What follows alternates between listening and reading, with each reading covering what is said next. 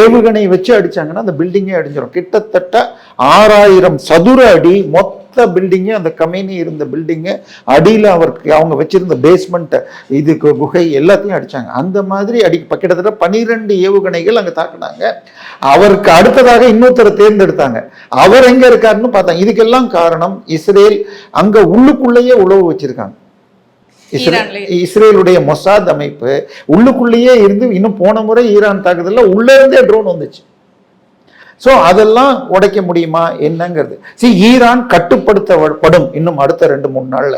ஆனால் முழுமையாக அமெரிக்கா எதிர்பார்க்கும் அளவுக்கு தங்களுக்கு ஆமாஞ்சாமி போடுற ஆள் கிடைப்பாங்களா?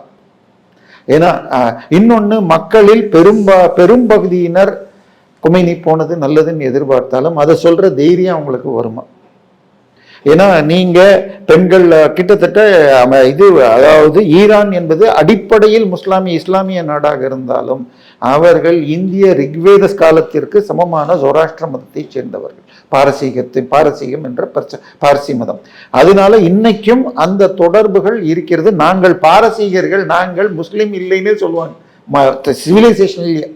அதனால அந்த நினைவு மீண்டும் எழும்பி சேருமா?